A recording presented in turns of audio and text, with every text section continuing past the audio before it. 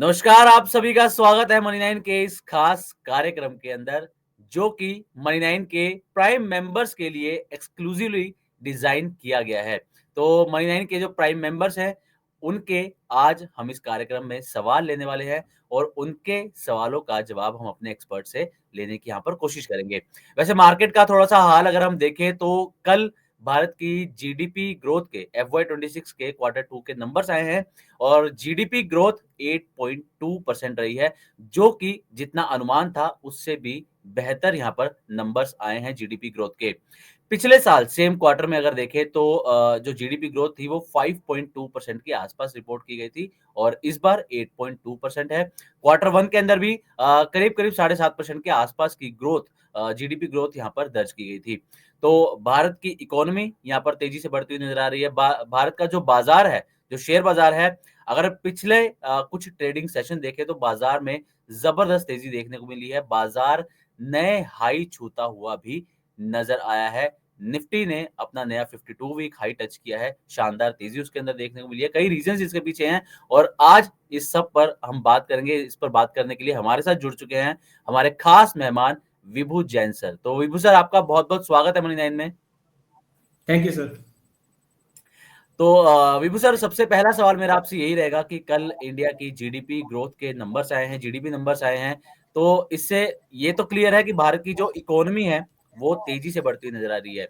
तो आप इस नंबर्स को कैसे देखते हैं सर? और इसका इम्पैक्ट हम क्योंकि नंबर कल बाजार बंद होने के बाद आए हैं, तो सोमवार को आपको क्या लगता है कि बाजार कैसा रिएक्ट कर सकता है? सर जैसे कि अभी हम राइट नाउ अपने ऑल टाइम हाई के आसपास में ही चल रहे हैं। अभी जी, हमारे जो निफ्टी है उसने कल परसों ही अपना ऑल टाइम हाई को ब्रेक किया है। तो there are very much chances के अभी जो ये रैली है पूरे तरीके से कंटिन्यू रहेगी। मार्केट में इस वक्त जो ट्रेडर्स हैं, इन्वेस्टर हैं, काफी अग्रेसिवली इन्वेस्ट कर रहे हैं और इस तरीके की न्यूज अगर मार्केट के अंदर आती है जहां पे हमारी जीडीपी के नंबर्स काफी पॉजिटिव तरीके से आते हैं, तो कहीं ना कहीं ये मार्केट को और ज्यादा बढ़ावा ही देगा। तो मुझे लगता है कि ये न्यूज कहीं ना कहीं हमारे जो आने वाले सत्र होंगे मार्केट के, वो जी। काफी अच्छे तरीके से पॉजिटिव तरीके से इनको ऑब्जर्व करेगा और मार्केट जो मंडे को या पूरे अगर मैं अगले हफ्ते के बारे में बात करता हूँ तो मैं जी। उसको कहीं ना कहीं एक पॉजिटिव नजरिए से ही देखता हूँ। ठीक है सर। अच्छा सर आपको क्या कोई सेक्टर लग रहे हैं कि जीडीपी नंबर्स का कुछ स्पेसिफिक सेक्टर हो या स्पेसिफिक स्टॉक्स हो जिन पर असर ज़्यादा देखने को मिलने वाला है?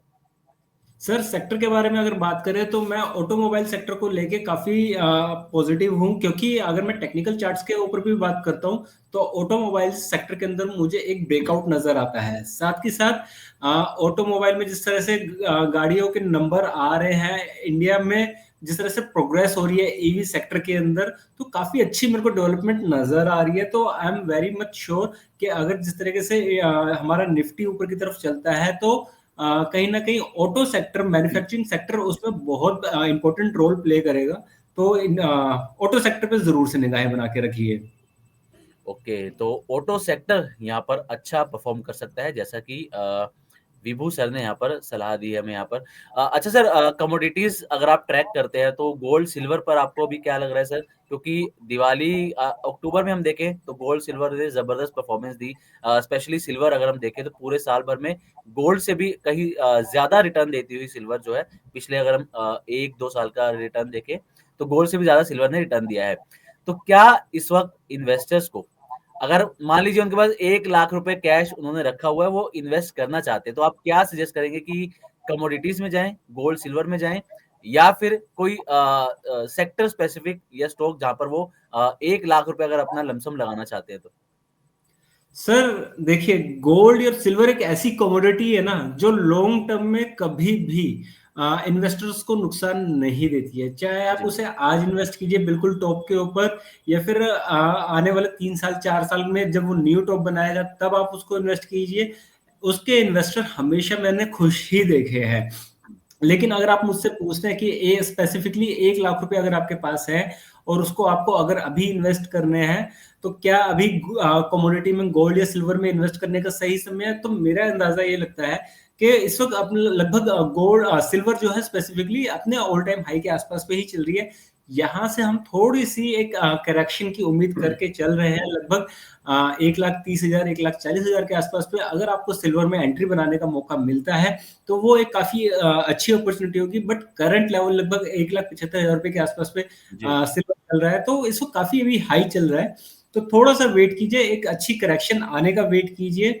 आपको यहाँ पे बहुत अच्छी अपॉर्चुनिटी मिलेगी। सेम विद द गोल्ड, लगभग दिवाली के टाइम पे बहुत अच्छे अपने ऑल टाइम हाई को टच किया था गोल्ड ने, लेकिन उसके बाद एक कंसोलिडेशन पीरियड में चल रहा है। और अभी जी। मुझे ऐसा लगता है कि यहाँ से अभी भी हमें कंटिन्यूअसली एक कंसोलिडेशन पीरियड ही देखने को मिलेगा। माइट बी पॉसिबल कंसोलिडेशन के साथ हमें डाउन ट्रेंड भी देखने को मिल जाए। तो इट्स बेटर कि आप गोल्ड सिल्वर में, मैं हमेशा कहता हूँ कि आपको इन्वेस्ट करना चाहिए, लेकिन अभी के समय आपको थोड़ा सा वेट कीजिए। आपको करंट प्राइस से लगभग 10 से 20% का अगर डिस्काउंट मिल जाता है तो एक बहुत अच्छी अपॉर्चुनिटी आपके लिए क्रिएट हो सकती है गोल्ड एंड सिल्वर के लिए। और स्पेसिफिकली अगर आप मुझसे कोई स्टॉक्स पूछते हैं, तो स्टॉक्स में अगर मैं एक कंपनी अपनी रिलायंस, आजकल वो लगभग अपने all time high consistently break किए जा रही है। Same with the banking sector, HDFC bank, ये दोनों स्टॉक्स जो है मुझे इस वक्त, क्योंकि जीडीपी अच्छा परफॉर्म कर रही है हमारे, और किसी तरीके की जी। नेगेटिव न्यूज नहीं आ रही है, तो एचडीएफसी बैंक हो गया, आपका रिलायंस हो गया, एक अच्छी इन्वेस्टमेंट अपॉर्चुनिटी यहाँ पे भी नजर आती है। ओके। अच्छा सर, एक खबर हम लास्ट इस पर चर्चा करते हैं, फिर हमारे जो व्यूअर्स के सवाल आ रहे हैं हम उसका सिलसिला शुरू करेंगे। 2 चीज़ें सर, कि एक तो इंडिया और यूएस की डील लंबे समय से 3, 4, 5 महीने से ये पेंडिंग है, और इसी एक खबर के बोते बीच-बीच में जब कोई अपडेट आता है, तो बाज़ार रिएक्ट करता हुआ भी नज़र आता है, लेकिन उसके बाद फिर वो शांत हो जाता है। तो एक, इस डील को लेकर क्या उम्मीदें हैं सर? और दूसरा, दिसंबर का जो ट्रेंड है बाज़ार का, आपको कैसा लगता है? क्योंकि अगर पिछले 10 साल हम देखें, तो उसमें 10 में से 6 दिसंबर, 6 बार ऐसा रहा है जब पॉजिटिव ट्रेंड ही देखने को मिला है, दिसंबर के अंदर तेज़ी रही है। तो इस बार आपको दिसंबर कैसा लग रहा है कि कैसा रहने वाला है, तेज़ी के मामले में या फिर गिरावट देखने को मिलेगी? और दूसरा, ट्रेड डील जिसकी चर्चा लगातार हो रही है, क्या वो दिसंबर में होती हुई नज़र आएगी और उसका क्या इम्पैक्ट हो सकता है सर? सर, अगर आप मुझसे ट्रेड डील के बारे में बात करते हैं, तो पिछले काफी लंबे समय से डोनाल्ड ट्रंप साहब के साथ हमारी बातचीत चले जा रही है, लेकिन उसका कोई नतीजा नहीं आ रहा है। लेकिन I am very much sure कि कहीं ना कहीं एक पॉइंट ऐसा जरूर आएगा, चाहे वो दिसंबर के महीने में आए या फिर फरवरी के महीने में आए, हमें एक अच्छा पॉजिटिव न्यूज जरूर से देखने को मिलेगा। और I am very much sure कि जब भी हमें वो न्यूज सुनने को मिलेगी या ट्रेड डील होते हुए नजर आएगी, तो हमारा इंडियन मार्केट, हमारा निफ्टी एक नई उड़ान भरने के लिए पूरे तरीके से तैयार होगा उस समय पे। तो ट्रेड डील होएगी, लेकिन उसके लिए वेट करना पड़ेगा। दिसंबर के महीने में मुझे थोड़ा सा मुश्किल लग रहा है होते हुए, ट्रेड डील्स होते हुए। लेट्स सी, अगर फरवरी या मार्च के महीने में अगर हमें कोई पॉजिटिव न्यूज दिखाई देती है, तो that will be much better. दिसंबर के महीने के में अगर आप मुझसे पूछते हैं कि हमें अपना जो चार्ट, निफ्टी का चार्ट किस तरीके से नजर जी। आता है, तो कहीं ना कहीं मैं ऑप्टिमिस्टिक हूँ। मुझे यहाँ से अपना चार्ट पॉजिटिव नजर आता है। छुट्टियों का सीजन स्टार्ट हो रहा है, एफआईआईज भी लगभग 20 दिसंबर के बाद छुट्टियों पे चले जाएंगे, तो कहीं ना कहीं मैं यहाँ से मान के चल रहा हूँ कि एक अच्छी रैली हम आने वाले शुरू के 3 हफ्तों में हम दिसंबर में एक्सपेक्ट करके चल सकते हैं। उसके बाद काफी सुस्ती भरा माहौल हो जाता है दिसंबर से जी। लेके 10 जनवरी तक। तो आने वाले जो 3 हफ्ते होंगे दिसंबर के, वो मेरे को काफी पॉजिटिव नजर आते हैं। एंड जिस तरह से हमारा टेक्निकल चार्ट है already all time high breakout हो चुका है, तो कहीं ना कहीं हम यहाँ से निफ्टी के अंदर 3 से 4% की ग्रोथ भी एक्सपेक्ट करके चल रहे हैं। ओके, तो देखा जाए जैसा कि विभू जैन सर ने कहा कि ट्रेडर्स के लिए, इन्वेस्टर्स के लिए बाजार दिसंबर में अच्छा ही रहने वाला है, क्योंकि एफआईआई छुट्टी पर चले जाएंगे, तो उससे पहले के जो 3 हफ्ते हैं, तो उसमें एक बड़ी रैली यहाँ पर देखने को बाजार में मिल सकती है। और इंडिया यूएस ट्रेड डील की जहां तक बात है, थोड़ा सा यहाँ पर मुश्किल नजर आ रहा है, जैसा कि विभू जैन सर ने भी यहाँ पर हाईलाइट किया है इसको। तो विभू सर, अब हमारे दर्शकों के, हमारे जो प्राइम मेंबर्स है मनी नाइन के, क्योंकि ये शो स्पेशली उन्हीं के लिए डिजाइन किया गया है, ताकि उनकी जो क्वेरीज होती हैं, हम उनको अपने जो एक्सपर्ट है उनसे बातचीत करके उनको सोल्यूशन दे सके।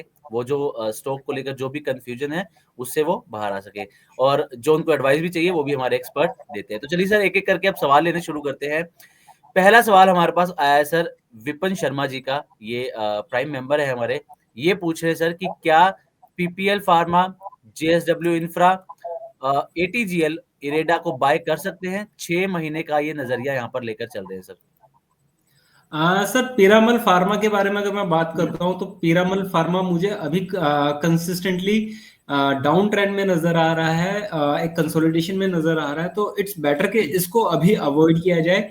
आने वाले समय में अगर यहाँ से लगभग हमें 180 का लेवल भी ब्रेक होते हुए नजर आता है तो यहाँ से फर्दर हमें डाउनफॉल देखने को मिल सकता है, which can go up to the लगभग 160 रुपए तक।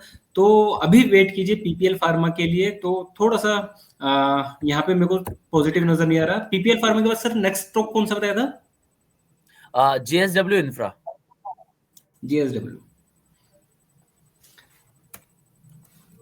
सर अगर मैं जेएसडब्ल्यू इंफ्रा के बारे में बात करता हूँ तो कंपनी काफी अच्छी है, मैनेजमेंट इसकी कंपनी की बहुत अच्छी है, लेकिन अभी इस कंपनी में भी एंट्री बनाने का पॉइंट मुझे नजर नहीं आ रहा है, क्योंकि एक थोड़े से अगर मैं मंथली चार्ट पे देखता हूँ तो मुझे कहीं ना कहीं ये स्टॉक भी एक डाउन ट्रेंड में नजर आ रहा है। यहाँ से हमें फर्दर इस स्टॉक के अंदर गिरावट देखने को मिल सकती है। हालांकि अभी इंफ्रास्ट्रक्चर सेक्टर कुछ टाइम के बाद हमें उसके अंदर एक अच्छी खासी तेजी देखने को मिल सकती है, लेकिन करंट सिनेरियो के हिसाब से मेरे को इंफ्रास्ट्रक्चर सेक्टर के अंदर एक प्रेशर ही दिख रहा है।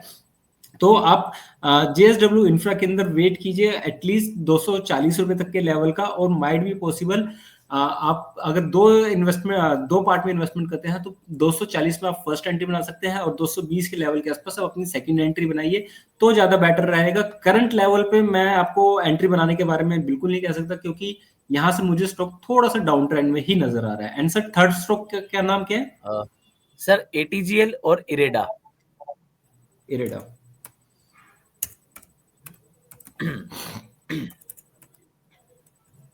सर इरेडा जो है काफी मुझे पसंद आती है कंपनी। करंट लेवल पे भी अगर आप मुझसे पूछते हैं तो यस, अभी इसके अंदर एक मेरे को कंसोलिडेशन वाली चीज नजर आ रही है, लेकिन आने वाले समय में जब लगभग यहाँ से 6 महीने के बाद मुझे लगता है कि यहाँ पे एक अच्छी खासी हमें तेजी देखने को मिल सकती है। अगर आप एक लॉन्ग टर्म इन्वेस्टर हैं तो इरेडा जैसी कंपनी में मैं आपको जरूर से कह सकता हूँ कि यस, आप यहाँ पे अपनी एंट्री बना सकते हैं।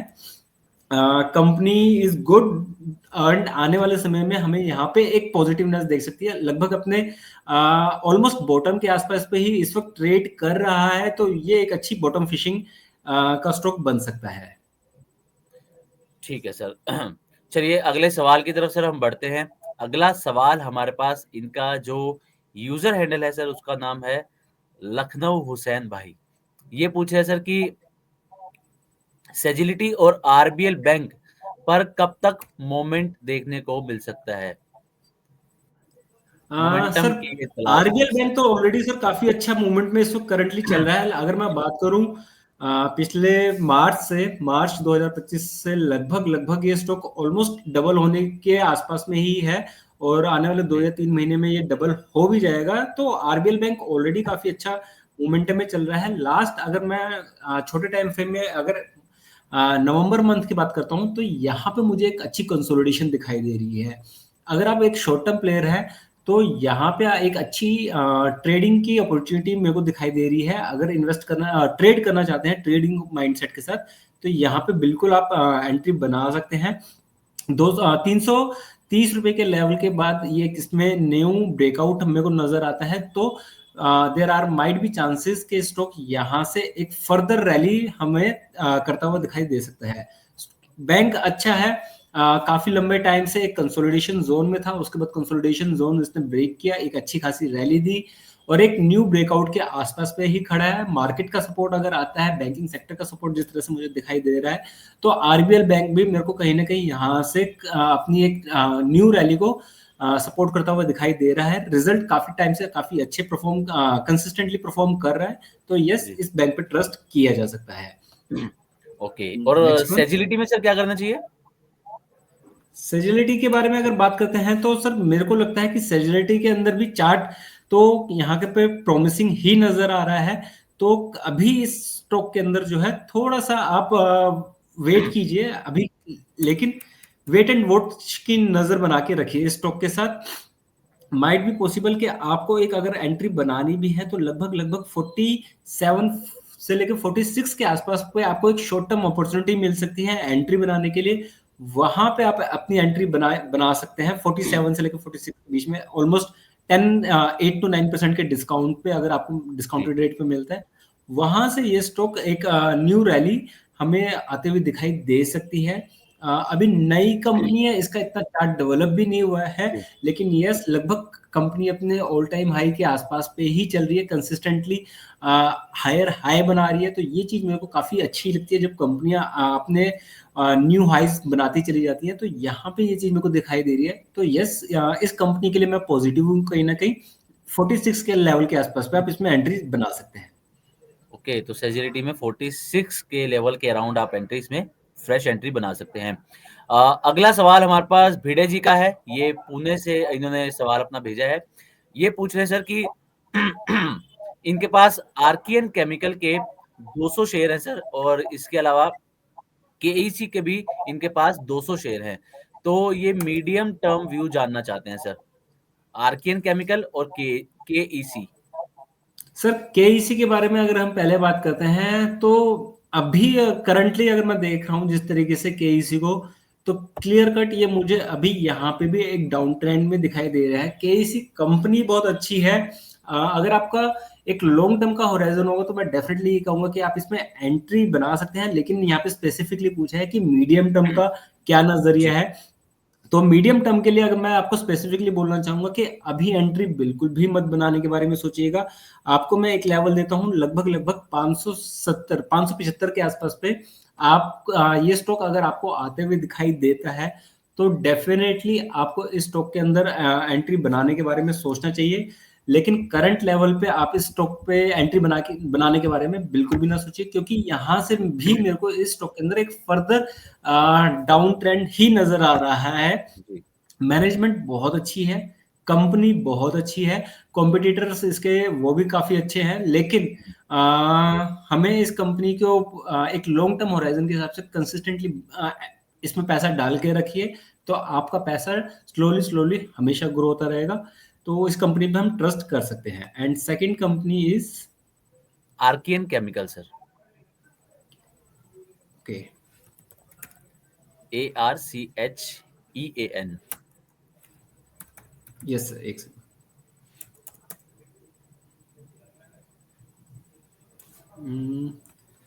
सर अगर मैं एर्केन केमिकल के बारे में बात करता हूं, तो कहीं ना कहीं मुझे ये कंपनी में इतना कॉन्फिडेंस नजर नहीं आता है कि यस इसके अंदर एंट्री बनाई जा सके। अगर आप केईसी के बारे में के अपोजिट में अगर मुझसे इस कंपनी को पूछते हैं, तो ये मेरे को थोड़ा सा कम नजर आता है कि यस इस कंपनी के ऊपर हम ज्यादा ट्रस्ट ना करें। तो इट्स बेटर कि अगर आपको एंट्री बनाने के बारे में सोचना ही है तो केईसी के बारे में सोच सकते हैं। लेकिन अर्केन केमिकल में जो है चार्ट एक मेरे को कंसोलिडेशन की तरफ जाता हुआ ज्यादा नजर आ रहा है, इंस्टेड ऑफ एक अप ट्रेंड के।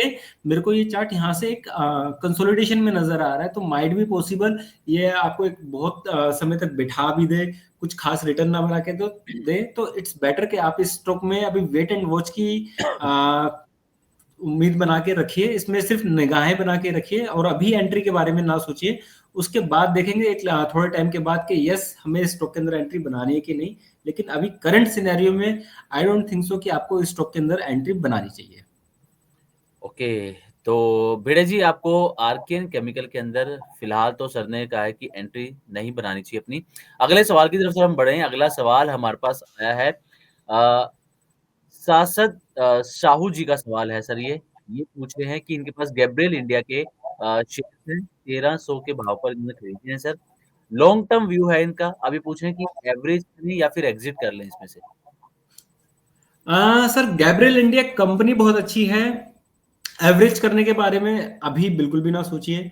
स्टॉक यहां से भी मुझे फर्दर डाउन ट्रेंड में ही नजर आ रहा है।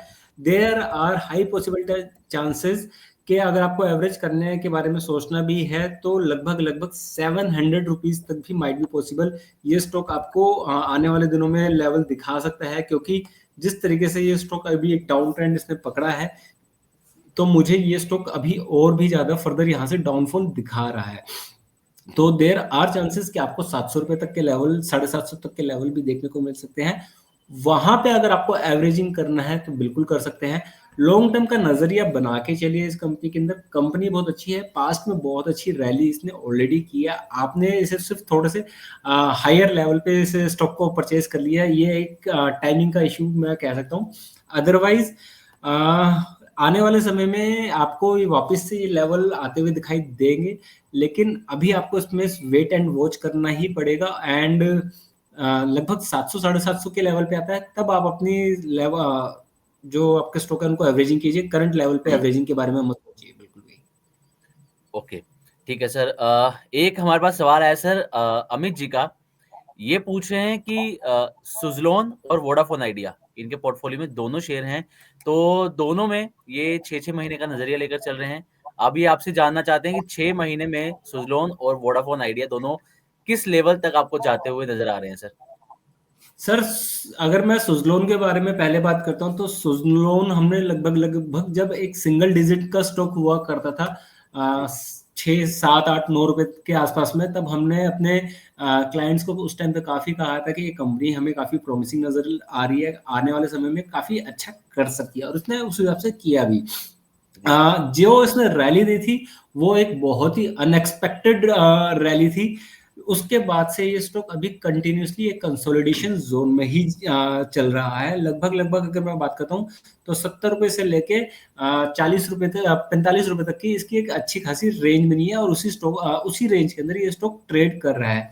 अगर इस स्टॉक के अंदर एंट्री बनाने के बारे में सोचना भी है, तो मैं सजेस्ट करूंगा कि लगभग 45 से 50 रुपए के लेवल पे अगर आपको इस स्टॉक में एंट्री बनाने का मौका मिलता है 45 तक की रेंज में, तो आप यहाँ पे आप जरूर से एंट्री बना सकते हैं। और आपको अपनी एग्जिट भी एक उसी रेंज के अंदर रखनी है, लगभग 60 से 65 रुपए के अंदर में ही रखिए। स्टॉक ने पास्ट में बहुत अच्छी रैली दी है, तो there are my high possible chances कि ये स्टॉक एक रेंज में ही कंटिन्यूसली मूव करता रहेगा। यहाँ पे आपको कोई एक फर्दर बहुत अनएक्सपेक्टेड सी बहुत बढ़िया सी मूवमेंट होते हुए ऐसा कुछ नजर नहीं आने वाला है। तो रेंज का स्टॉक ही अभी बन के रहेगा। माइट भी पॉसिबल इसमें अभी 2 साल 3 साल भी लग सकते हैं।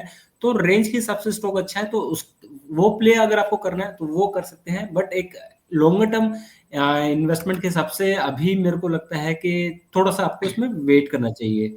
और अगर वोडाफोन के बारे में बात करते हैं सर, तो वोडाफोन सर जिस हिसाब से स्टॉक ने लगभग 18 19 रुपए के लेवल पे ये स्टॉक था, और जी। पिछले आज से लगभग 1 1.5 साल पहले ही ये स्टॉक 19 रुपए के लेवल के आसपास पे चल रहा था। और वहां पे काफी लोग एग्रेसिवली कह रहे थे कि ये स्टॉक अभी और चलेगा, यहाँ से लगभग लगभग ट्रिपल डिजिट्स का हो सकता है। तो हम काफी लग रहा था हमें कि कंपनी का जो वैल्यूएशन है काफी अनजस्टिफाई है, कंपनी के ऊपर बर्डन बहुत ज्यादा है, और आने वाले समय में जिस तरह का कंपटीशन है वो कंपनी इस वक्त सरवाइव कर जाए वही बहुत बड़ी बात होगी। बिल्कुल। तो वो चीज अभी भी हमें इसके चार्ट में नजर आ रही है। हालांकि जिस तरीके से मैं इसका चार्ट देख रहा हूं, तो यहाँ से एक अच्छी खासी हमें एक इन्वेस्टमेंट अपॉर्चुनिटी नजर आ सकती है कि यस, आपको एक शॉर्ट टर्म अगर इन्वेस्टमेंट करनी हो, जहाँ पे लगभग आपको यहाँ से 40 से 50% तक की ग्रोथ वी कैन एक्सपेक्ट, तो उसके लिए आप प्ले कर सकते हैं। आने वाले 6 महीने में हम यहाँ से जिस तरह से इसमें कैंडल फॉर्मेशन हो रही है, तो कहीं ना कहीं मुझे लगता है कि 15 रुपए या 16 रुपए तक के लेवल्स आपको जरूर दिखा सकता है, जो कि एक अच्छा खासा आपको इन्वेस्टमेंट पे आपके रिटर्न्स क्रिएट करके दे सकता है। तो वोडाफोन आइडिया में आप जरूर से इन्वेस्टमेंट कर सकते हैं, लेकिन लॉन्ग टर्म होराइजन के हिसाब से ये स्टॉक अभी भी रेडी नहीं है, तो इसमें अभी आपको वेट करना चाहिए। ओके, तो 6 महीने में सर आप कह रहे हैं कि 15 से 16 रुपए पर वोडाफोन आइडिया जा सकता है, जैसा कि इसकी राइट। चार्ट इसका दिखा रहा है। यानी कि करीब-करीब हम कह सकते हैं कि डबल हो सकता है अपने करंट मार्केट प्राइस से। हाँ, मतलब 60% तक के रिटर्न दे सकता है। जी। डबल तो थोड़ा मुश्किल है, 60% तक जी। के रिटर्न दे सकता है। ओके, ठीक है सर। चलिए अगले सवाल की तरफ बढ़ते हैं। हमारे पास अगला सवाल आया है तनु साहू जी का। ये पूछ रहे हैं कि आईओसीएल 3 से 5 साल का ये टाइम होराइज़न इनके पास है, नज़रिया लेकर चल रहे हैं सर, 3 से 5 साल का। इनके पास 200 शेयर हैं, 172 रुपीज़ इनका बाइंग प्राइस है। तो 3 से 5 साल में सर कैसे देखते हैं आप आईओसीएल को? कैसी परफॉर्मेंस रह सकती है इसकी, ये पूछ रहे हैं? सर ऑयल सेक्टर की कंपनियां जो हैं वो मेरे को इस तो करंट सिनेरियो में काफ़ी पसंद आ रही हैं। चाहे आपका आईओसीएल के बारे में बात कर लीजिए, बीपीसीएल के बारे में बात कर लीजिए। ऑयल सेक्टर जो है मुझे ऐसा नज़र आ रहा है इनका पूरा कंसोलिडेटेड चार्ट कि ये एक ब्रेकआउट के लेवल के बिल्कुल करीब में है। किसी भी समय दिसंबर का महीना हो गया या नवंबर तो जा चुका है या मिड जनवरी तक वी कैन एक्सपेक्ट कि यहाँ पे एक अच्छा खासा ब्रेकआउट हमें देखने को मिल सकता है। तो आईयूसीएल भी उसी में से एक कंपनी है। काफी अच्छा इसका चार्ट फॉर्मेशन बनता हुआ मुझे नजर आ रहा है। लगभग 161 162 रुपए के आसपास में करंटली ये स्टॉक ट्रेड कर रहा है। यहाँ से अगर स्टॉक ने नेक्स्ट मंथ के बारे में अगर मैं बात करता हूँ, अगर नेक्स्ट मंथ में दिसंबर के महीने में ये स्टॉक एक पॉजिटिव क्लोजिंग दे देता है तो I am very much sure कि हमें इस स्टॉक के अंदर एक फर्दर ब्रेकआउट होता हुआ दिखाई दे सकता है और there are high possible chances कि ये स्टॉक आपको एक new all time high create करता हुआ दिखाई दे, जो कि आपका लगभग लगभग 225 250 तक के लेवल्स तक को भी बड़े आराम से टच कर सकता है। तो पूरा सेक्टर को लेके मैं काफी पॉजिटिव हूँ। ऑयल सेक्टर, ऑयल इंडस्ट्री के, एंड आईओसीएल भी एक स्ट्रॉन्ग कैंडिडेट है। सिर्फ आपको दिसंबर के महीने का एक वेट करना है। एक पॉजिटिव कैंडल फॉर्मेशन अगर हमें यहाँ पे नजर आती है तो डेफिनेटली आपको ये स्टॉक एक अच्छी इन्वेस्टमेंट अपॉर्चुनिटी बना के दे सकता है और आपको बहुत शॉर्टर ड्यूरेशन में ही ये आपको अच्छे रिटर्न दे सकते हैं। और जैसे कि इन्होंने मेरे को बताया कि इनका नजरिया 2 से 3 साल का है, तो डेफिनेटली हमें 2 से 3 सर साल के 3 अंदर से 5 साल का नजरिया इनका सर। ओ 3 से 5 साल का तो जी। शायद सर मेरे ख्याल से इतना लंबा नजरिए की जरूरत ही नहीं पड़ेगी, क्योंकि शायद 2 से 3 साल के बाद इसका ट्रेंड रिवर्सल भी मेरे को एक्सपेक्ट मैं करके चल रहा हूँ। तो 3 से 5 साल का नजरिया मत लेके चलिए सर। टाइमिंग आपने बहुत अच्छी सेलेक्ट की है स्टॉक की, एंड टाइम पीरियड भी आपने बहुत अच्छा सेलेक्ट किया है। दिसंबर के महीने में आप इसमें एंट्री करना स्टार्ट कीजिए छोटे छोटे जंक्स में, एंड अगर ये पॉजिटिव कैंडल में फॉर्मेशन होता है तो आपको यहाँ से कंपनी के अंदर काफी अच्छे रिटर्न्स डेफिनेटली देखने को मिलेंगे। चलिए, तो टुनू साहू जी, जैसा कि विभू सर ने कहा यहाँ पर कि आपको 5 साल का इंतजार करने की जरूरत नहीं है। 2 से 3 साल के अंदर ही आपको जबरदस्त परफॉर्मेंस आईयूसीएल में देखने को मिलने वाली है। अगला सवाल हमारे पास महेश जी का आया है सर। ये पूछ रहे हैं कि इनके पास पीएनबी हाउसिंग फाइनेंस 907 रुपए पर इनकी खरीदारी है। अब ये इसके लिए टारगेट और स्टॉप लॉस दोनों जानना चाहते हैं सर, और साथ ही ये जानना चाहते हैं कि क्या करंट मार्केट प्राइस पर रिलायंस को ऐड किया जा सकता है पोर्टफोलियो में। सर रिलायंस को करंट मार्केट प्राइस पे बिल्कुल ऐड किया जा सकता है। जैसे कि मैंने बताया, ऑयल सेक्टर की जो कंपनियां हैं मेरे को काफी मैं पॉजिटिव हूँ। जैसे कि आपका ऑटो सेक्टर के लिए मैं जिस तरीके से पॉजिटिव हूँ, उसी तरीके से ऑयल सेक्टर के लिए भी मैं पॉजिटिव हूँ। ब्रेकआउट के बिल्कुल करीब में है ये सारी कंपनियां ऑयल सेक्टर की। बीपीसीएल हो गया, आपका रिलायंस हो गया, आईओसी हो गया, ये कंपनियां यहाँ से भी आपको 20-20 30-30% 40% तक के भी बेहतरीन रिटर्न दे सकती हैं। लेकिन शर्त यह है कि आपको पेशेंस के साथ बैठना पड़ेगा, टाइम देना पड़ेगा, क्योंकि ऑयल सेक्टर की कंपनी है ना, ऐसा नहीं है कि आपके सिर्फ 2 महीने में 3 महीने में सारा काम कर देती है। यहाँ पे स्लो स्लो काम चलता है, तो उसी स्लो काम की वजह से आपको यहाँ पे वेट करना आपके लिए बहुत ज्यादा इंपॉर्टेंट बन जाता है। दूसरा क्वेश्चन इन्होंने मुझसे पूछा है जी, पीएनबी हाउसिंग के पीएनबी बारे में। हाउसिंग फाइनेंस पर सर। जी। हाँ, हाउसिंग फाइनेंस के बारे में लगभग अभी 905 रुपए के आसपास पे ये ट्रेड कर रहा है सर। अभी ये और इनकी स्टॉक जो ना बाइंग है सर वो इसी के अराउंड है, 907 पर इनका बाइंग प्राइस है सर। तो सर 907 पे आपने ले रखा है, तो आई मस्ट से कि सर आप इससे ना कोस्ट टू कोस्ट पे एग्जिट हो जाइए, क्योंकि ये स्टॉक मुझे आपको अभी माइट भी पॉसिबल है इसमें आपको लगभग 970-80 रुपए तक के लेवल भी देखने को मिल जाए, लेकिन इसके अंदर मेरे को वो स्ट्रेंथ नजर नहीं आ रही है जो चीजें मैं किसी चार्ट में ढूंढा करता हूँ। यहाँ पे आपको ये स्टॉक कंसोलिडेशन, मैं जो चीज ढूंढ रहा हूँ, मैं कोशिश करता हूँ कि वन साइडेड रैली की तरफ मैं ज्यादा फोकस रखता हूँ कि स्टॉक जो है वन साइडेड रैली करे और उसके पास अपोजिट साइड डायरेक्शन के लिए ज्यादा गैप ना बचे। लेकिन जो पीएनबी हाउसिंग में को जो नजर आ रहा है, यहाँ पे करंटली ऐसा लग रहा है कि ये दोनों तरफ पे भी मूव कर सकता है। तो यहाँ पे रिस्क टू रिवॉर्ड ना मेरे को इतना मच बेटर नजर नहीं आ रहा है। और अगर आप स्टॉप लॉस मुझसे लेना ही चाहते हैं, स्टॉप लॉस तो एक 870 का एक इम्पोर्टेंट मैं कहूंगा कि स्टॉप लॉस जरूर से स्ट्रिक्टली फॉलो करिए। अगर ये दिसंबर के महीने में 870 का लेवल को ब्रेक कर देता है तो आपको इस स्टॉक से बिल्कुल एग्जिट ले लीजिए, क्योंकि यहाँ से भी हमें इसके अंदर फिर लगभग 830 और उसके बाद 750 तक के लेवल भी देखने को मिल सकते हैं, एंड माइट भी पॉसिबल वहां से भी थोड़ा सा और नीचे। तो इट्स बेटर कि आपको और भी दूसरी बेटर अपॉर्चुनिटी मिल सकती है, तो पीएनबी हाउसिंग को अभी करंट सिनेरियो में इसको अवॉइड कर दीजिए। ओके, तो महेश जी, जैसा कि विभू सर ने यहाँ पर बताया कि 870 रुपए का आप एक स्टॉप लॉस लेकर चल सकते हैं, लेकिन अगर आपकी जो बाइंग प्राइस है उस पर ये शेयर आता है पीएनबी हाउसिंग फाइनेंस का, तो आप यहाँ से एग्जिट करने की विभू सर ने आपको यहाँ पर सजेशन दिया है। इसके अलावा रिलायंस को आप अपने पोर्टफोलियो में जरूर ऐड कर सकते हैं। चलिए, तो अगले सवाल की तरफ सर हम बढ़ते हैं। अगला सवाल हमारे पास आशु जी का है सर। आशु जी पूछ रहे हैं कि इनके पास लेमन ट्री है, 162 रुपीज की इनकी बाइंग है, और नाइका 248 रुपीज पर बाइंग है। अब ये पूछना चाह रहे हैं सर, टारगेट 3 से 4 महीने के लिए इसका। सर अगर लेमन ट्री के बारे में पूछते हैं तो लगभग लगभग अपने ऑल टाइम हाई से ही लगभग ये 10 से 15% के डिस्काउंट पे चल रहा है। एक अच्छी खासी रैली के बाद स्टॉक एक कंसोलिडेशन फेज में आया। पिछले 3-4 हफ्तों से लगातार ये अभी गिर ही रहा था स्टॉक, बस एक लास्ट वीक में इसने थोड़ी सी हमें पॉजिटिवनेस दिखाई है। तो अगर आप 3 से 4 हफ्ते के लिए मुझसे इसका लेवल पूछते हैं तो माइट भी पॉसिबल अगले 3 हफ्तों में वी कैन सी 170 180 तक के लेवल हमें स्टॉक के अंदर वापस से रिबाउंड होते हुए देखने को मिल सकते हैं। लेकिन अगर आपको लगे कि ये एक अपना जो ऑल टाइम हाई को ब्रेक करके वो एक फर्दर रैली दे सके, वो चीज मेरे को अभी स्टॉक के अंदर नजर नहीं आ रही है।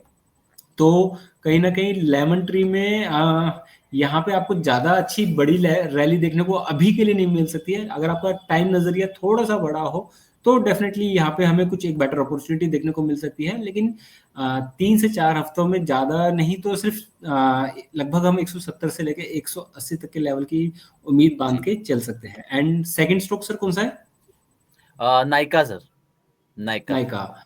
जी।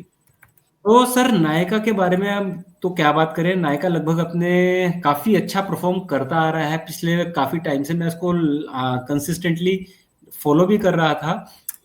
तो नायका में अगर आप एंट्री बनाना चाहते हैं तो बिल्कुल बना सकते हैं। मेरे को लगता है कि यहाँ से भी नायका के अंदर हमें और भी बड़ी अपॉर्चुनिटी डेफिनेटली देखने को मिल सकती है। अपना इसने ऑल टाइम हाई इस वक्त अभी रिसेंटली में ही नहीं सॉरी ऑल टाइम हाई नहीं 52 वीक हाई इसने अपना अभी ब्रेक किया है। And there are high possible chances कि ये अपना ऑल टाइम हाई को भी बहुत जल्दी टच करे। पिछले अगले आने वाले 1-1.5 साल में लगभग 267 से हम इस स्टॉक के अंदर लगभग 400 रुपए तक के लेवल भी आते हुए देख सकते हैं। जैसे आपका जो ई कॉमर्स वाली कंपनी होगी, आपका पेटीएम हो गया, आपका नायका हो गया, इस तरीके की जो भी कंपनी है ना, इन्होंने पहले जब इनके आईपीओ आए थे उसके बाद एक अच्छा खासा डाउनफॉल दिखाया इन कंपनियों ने, उसके बाद एक अच्छा अब वापस से अपसाइड मूवमेंट दिखा रही है।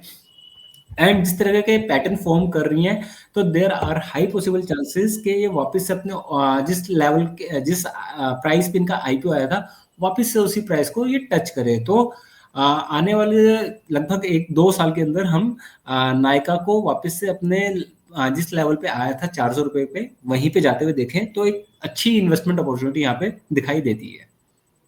ओके, ठीक है सर। अगला सवाल हम लेते हैं। पीयूष जी का सवाल हमारे पास आया है। ये पूछे हैं सर, माफ कीजिएगा, प्रवीण श्रीवास्तव इनका नाम है। ये पूछे सर, ये लखनऊ से हैं। इनके पास टाटा मोटर्स पीवी के 3900 शेयर हैं, जो इन्होंने 366 रुपीज पर खरीदे हैं। अब ये 3 महीने तक पूछ रहे हैं कि क्या इसको रख सकते हैं। 3 महीने का इनका नजरिया ये लेकर इसमें चल रहे हैं, और ये टारगेट आपसे जानना चाहते हैं। वैसे इन्होंने जो टारगेट वो जो अचीव करना चाहते हैं वो 450 इन्होंने एक टारगेट रखा है अपने लिए। तो आपकी क्या सजेशन रहेंगे sir Tata Motors private vehicles पर? सर टाटा ग्रुप एक ऐसा ग्रुप है ना, इसकी किसी भी कंपनी में आप अपना पैसा लगा के छोड़ दीजिए, इसकी सबसे बेकार कंपनी में भी अपना पैसा अगर आप लगा के छोड़ देंगे तो टाटा ग्रुप आपके उस पैसे को भी नहीं डूबने देगा। ये बात के लिए मैं आपको बहुत अच्छे से तरीके से बता सकता हूँ। टाटा ग्रुप ने अपनी एक इमेज, अपना एक ब्रांड क्रिएट किया है। तो उसी ब्रांड के अंदर जो ये पीवी जो आया है, इनका पैसेंजर व्हीकल जो सेगमेंट आया है, अभी एक बहुत ज्यादा डाउन ट्रेंड देख रहा है और अभी करंटली मुझे ये और भी ज़्यादा डाउन ट्रेंड में नज़र आ रहा है आने वाले समय के लिए।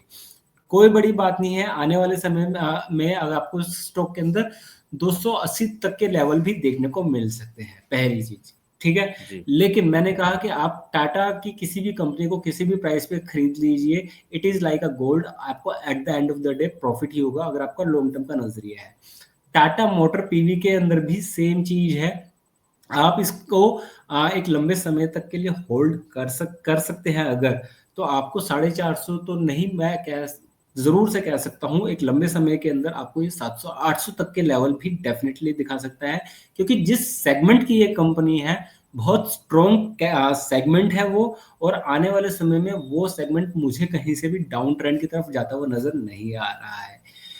एंड जो कंपनी का ब्रांड है वो बहुत हाई है। अभी सिर्फ एक ये स्टॉक का अभी रिसेंटली में स्प्लिट हुआ है, तो इसी वजह से थोड़ा सा इससे एक बारी एडजस्टमेंट चल रहा है। हुँ। लेकिन लंबे समय के लिए मुझे टाटा ग्रुप के टाटा मोटर्स पूरे से सेगमेंट से ही काफ़ी उम्मीदें हैं, और टाटा मोटर पीवी से भी मेरे को काफ़ी पॉजिटिव हूँ। तो लगभग अगर आप 2 से 3 महीने का नज़रिया मुझसे पूछते हैं, तो डेफ़िनेटली मुझे ये स्टॉक डाउन ट्रेंड में ही नज़र आ रहा है। 280 तक का लेवल भी ये स्टॉक दिखा सकता है। लेकिन अगर आपका नज़रिया एक लंबे समय का है, तो आप इसको बिल्कुल लेके आराम से बैठिए, भूल जाइए। 450 के लेवल के लिए आप बोल रहे हैं, 450 भी आ जाएगा, 500 भी आ जाएगा, इवन 600-700 भी आ जाएगा, पर लेके बैठना पड़ेगा। ओके, तो आपको होल्ड करना पड़ेगा। अगर आप होल्ड करेंगे इस शेयर को, तो आपको अच्छे रिटर्न इसमें ज़रूर देखने को मिलेंगे। अच्छा सर, अभी टाटा ग्रुप की आपने बात करी, एक और सवाल हमारे पास आया है टाटा केमिकल्स पर। सुमन जी का ये सवाल है, ये पूछ रहे हैं कि 300 शेयर हैं इनके पास टाटा केमिकल्स के, 936 रुपीज़ इनका बाइंग प्राइस है सर। तो ये क्या पूछ रहे हैं कि लॉन्ग टर्म के लिए होल्ड किया जा सकता है? हालाँकि आपने आंसर पहले ही कर दिया कि टाटा ग्रुप की कंपनी है, तो पैसा बनना तय है। लॉन्ग टर्म के लिए आप होल्ड कर सकते हैं, लेकिन फिर भी ये जानना चाह रही हैं कि टाटा केमिकल्स को लॉन्ग टर्म के लिए होल्ड कर सकती हैं ये? यस, क्लियर कट आंसर है यस। अभी डाउन ट्रेंड में है, और इसका डाउन ट्रेंड के बारे में अगर मैं बात करूं, तो लगभग अभी 800 रुपए पे ये स्टॉक चल रहा है। एंड एक इंपॉर्टेंट सपोर्ट जोन मैं आपको बता देता हूं, लगभग 750 रुपए एक बहुत ही इंपॉर्टेंट क्रूशियल सपोर्ट जोन है।